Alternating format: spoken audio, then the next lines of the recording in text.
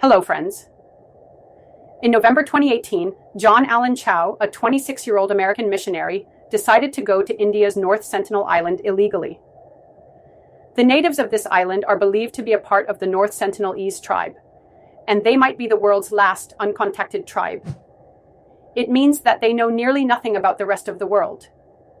John was a Christian and was so obsessed with his religion that he wanted to teach Christianity to the people living on this island.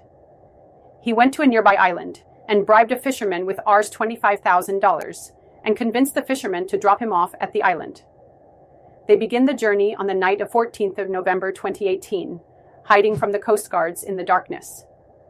He was carrying his GoPro camera, some scissors, a kayak for the remaining journey, some dried fish, a football, and a Bible which he had hoped to give them as a gift. On the morning of 15th of November, as soon as they reach the island, he tells the local fishermen to wait at a distance and goes closer to the island alone on his kayak.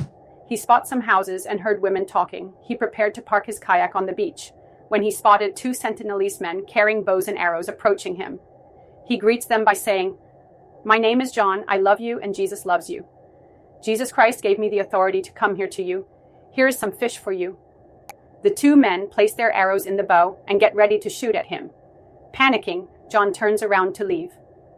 Some hours later, he tried again. He went to the north shore of the island this time. From afar, he could see about 6 Sentinelese people on the island looking in his direction, shouting, as if trying to say something. Obviously, neither group could understand the language of the other. Friends, there's no one on the planet who can understand the Sentinelese language other than the Sentinelese people. Whatever syllables John could identify, he tried to repeat them and shouts towards them. The Sentinelese people laugh at him then. John slowly kept on approaching them. Remaining at a safe distance, he starts dropping off the gifts he had brought for them. There was a child and a young girl near them, carrying bows and arrows. John got off his kayak and tried to talk with the child. A Sentinelese man then steals his kayak from behind him, while he tries to explain some verses of the Bible to the child. A few seconds later, the child took aim at John's chest and shot an arrow. The arrow hits the Bible by chance, and John's life was spared. Panicking once again, John tried to escape. But since he didn't have his kayak this time, he swims back to the boat somehow. At night, he wrote in his diary, "Lord, is this island Satan's last stronghold? Is this island full of monsters where the natives haven't even heard Jesus' name?" He continued writing in his diary, "I don't want to die. I should go back. Lord, I don't want to die." But his obsession with the Lord had turned into madness. He tried to convince himself that he needed to return to the island, as it was the purpose of his life. 16th November 2018, he wrote a letter to his family. He tells his parents, "You guys might think I'm crazy, but I think it's worth it to declare Jesus to these people. If I get killed, please do not blame these people." After writing this, he set on once again to the North Sentinel Island on his boat. This time, he didn't come back.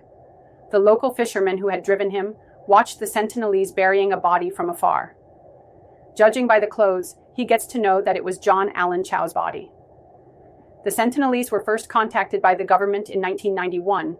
The contact party, under the administration, was accompanied by security. The arrow-shooting Sentinelese are a constant fear. Are these bows and arrows sending us an ancient message? That has now been forgotten by the people.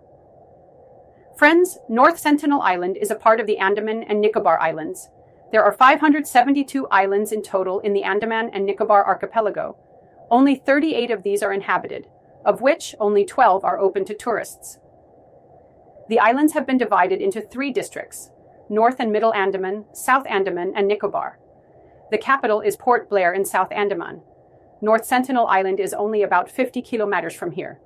It is a small island of 60 kilometers and is covered by a dense forest. The people living there are called the North Sentinelese. But that's the name we gave them. We don't know how the tribe refers to themselves. What's the name they have for themselves? It's believed that about 70,000 years ago, some people migrated out of Africa. This is known as the out of Africa theory, that the first modern human beings were from Africa, and the people living on Sentinel Island now are the direct descendant of the people who migrated out of Africa. These first group of humans went to Yemen from East Africa.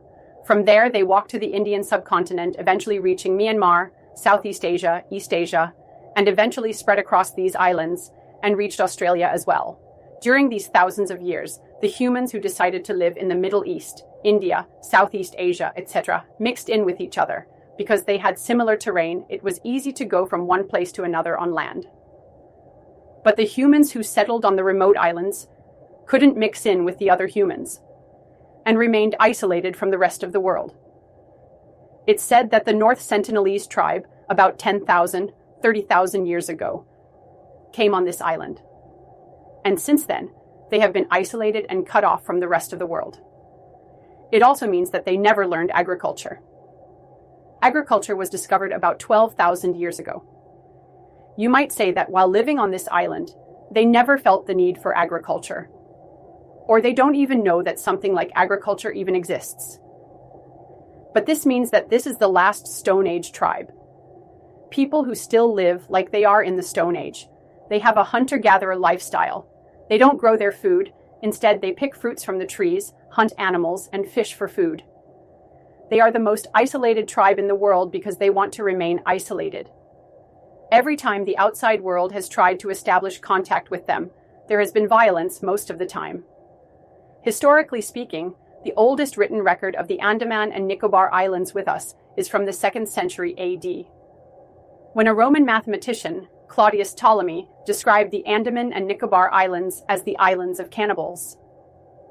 This description wasn't limited to North Sentinel Island only. Rather, it was for the entire Andaman and Nicobar Island. So we don't know which tribe was being referred here. After this, in 673 AD, a Chinese traveler, traveling from Sumatra to India, said that the people living on the islands were cannibals, meaning that they eat human meat. The Arab travelers who visited the Andaman Islands during the 8th and 9th centuries said the same thing. In the 11th century, a temple was built during Raja Chola III's reign, which contained inscriptions, claiming the same things that they consider these islands impure and that they believe cannibals live there. If we talk specifically about North Sentinel Island, the first record of it was mentioned in 1771, when an East India Company ship passed by this island and the surveyor spotted light on this island. The next account of it was in 1867, when an Indian merchant ship with around 100 passengers met with an accident on the shore of this island. The survivors of the accident were attacked by the Sentinelese. Fortunately, they could escape with the help of the British Royal Navy. This was the first case of the North Sentinelese people attacking and driving out outsiders from their island. Then in 1880, a British office, Maurice Vidal Portman, decided to meet with the Sentinelese people to establish contact and try to civilize them. By this time, the Britishers had established contact with the other tribes in Andaman. They had been friendly contact, and they could communicate with them as well. When Portman went to the North Sentinel Island, he brought with him people from the other Andamanese tribes so that the North Sentinelese could communicate with the other tribesmen. Once there, he found that the tribesmen of the other tribes in Andaman spoke in a language so different from the North Sentinelese language that they couldn't communicate with each other. It was impossible to communicate. On his journey, Portman met an old couple on the North Sentinel Island and 4 children.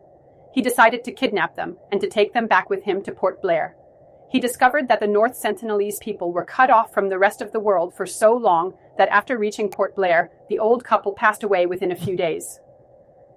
Portman felt bad for the kids after this, and so he returned the children to the island, handing them some gifts. It is very likely that the children took back germs and bacterium which were completely foreign to the island.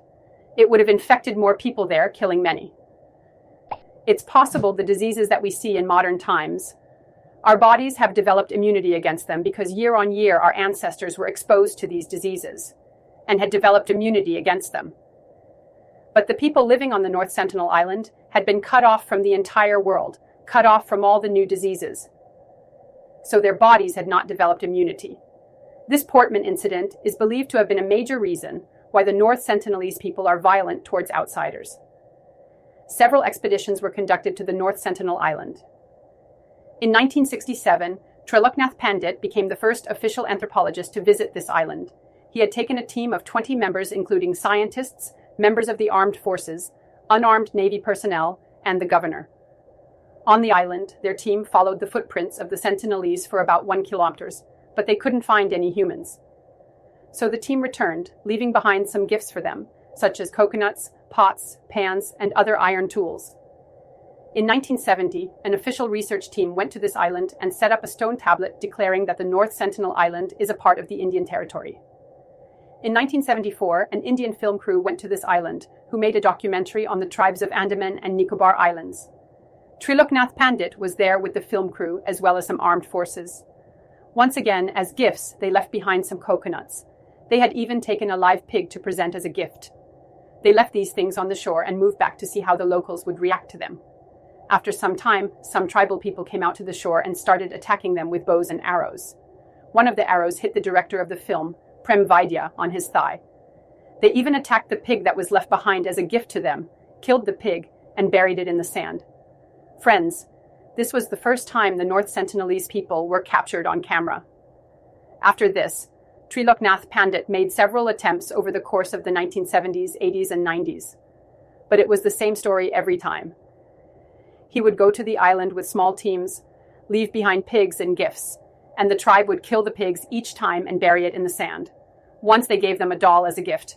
They shot an arrow at it too and buried it in the sand. In 1981, a merchant ship Primrose going from Bangladesh to Australia met with a storm and got stranded on this island.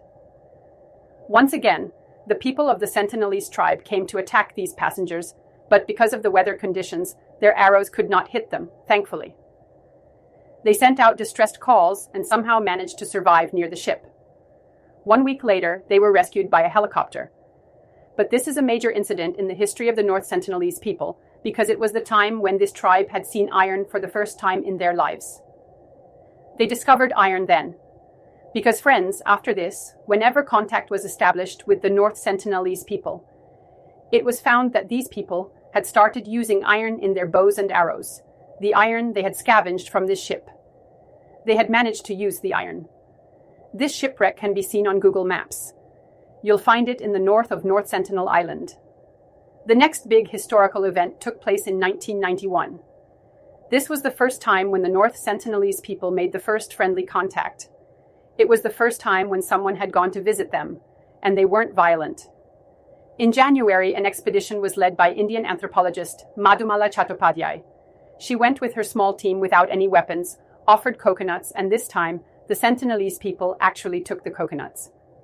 Was it because it was different because a woman had gone to meet them while all expeditions before it were by men? There was something quite shocking in this friendly contact.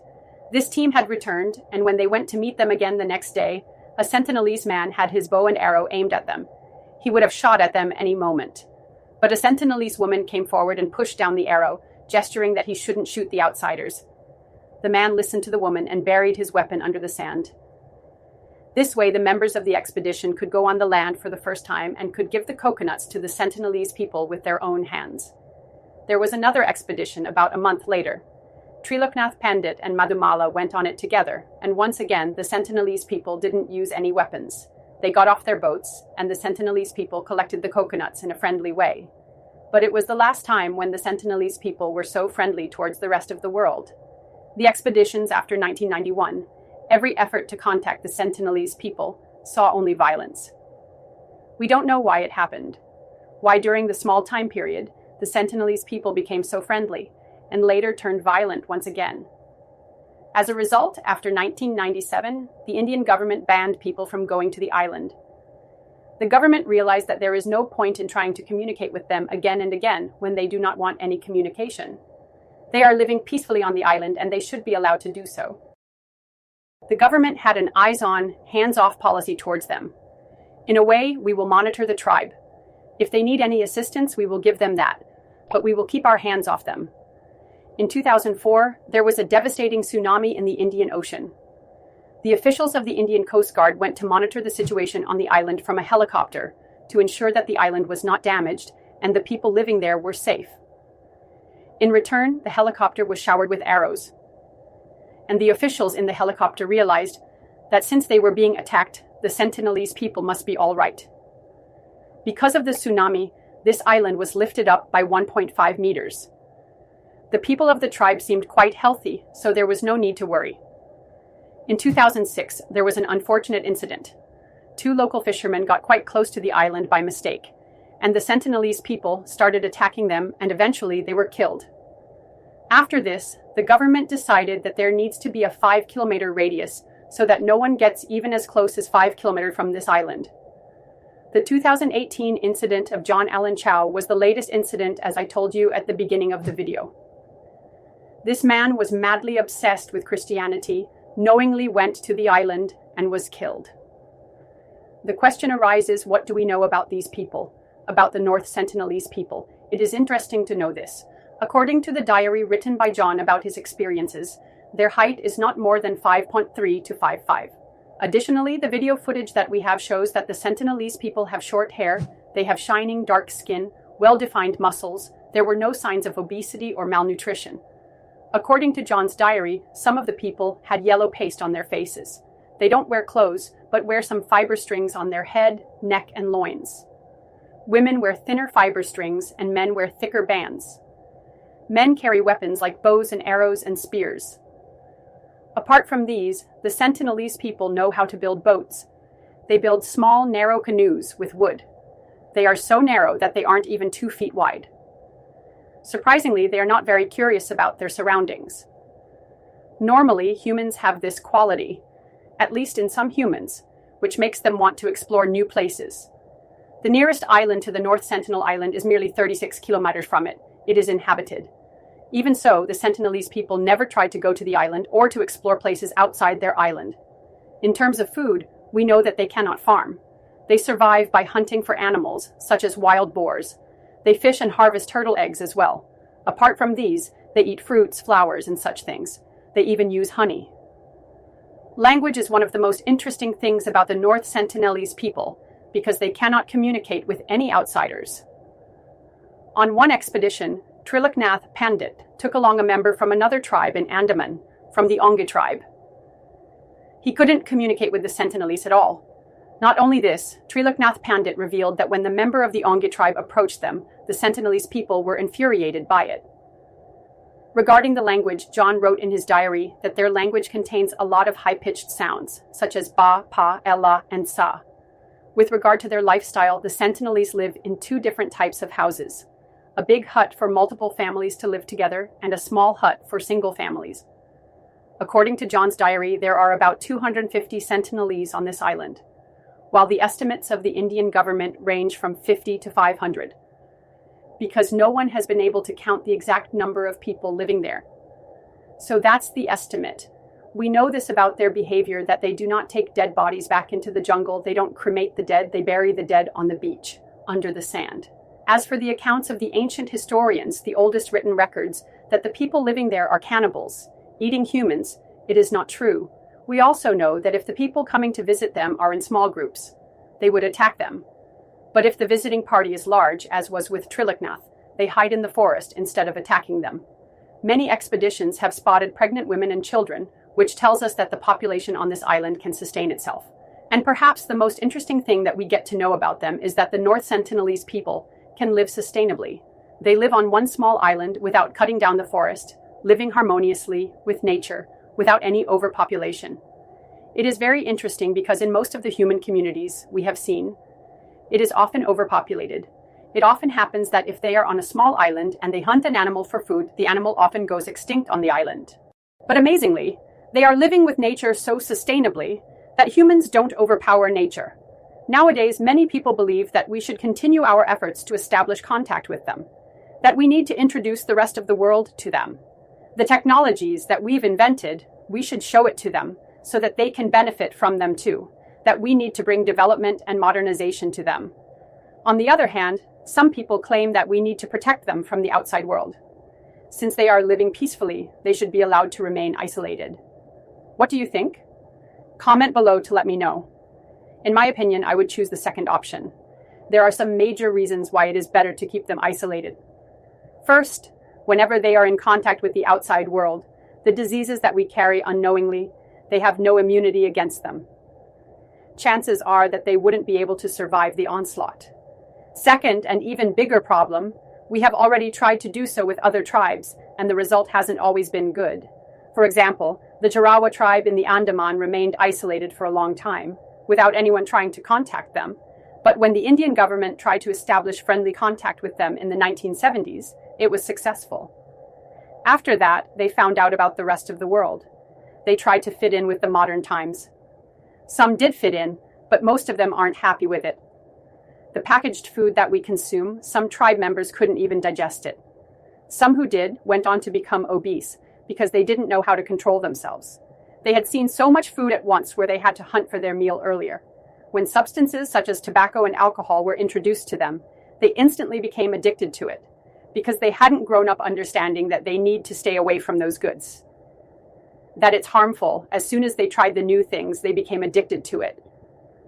Apart from this, their culture, their lifestyle, languages, their traditions, things they've been holding onto for generations, would be lost when they integrate into modern society. The other tribes in the Andaman and Nicobar Islands are facing this. When the British went to these islands for the first time in the 1800s to colonize them, there were around 5,000 individuals of the great Andamanese tribe. Today, there are only 41 remaining members. Perhaps our efforts to maintain and strengthen our contact with them may prove to be dangerous for them, and it may eradicate their entire community forever. I hope this video was informative as always. If you liked this, you can check out similar videos in this playlist. I would especially recommend the videos on the Bermuda Triangle and time travel. Thank you very much.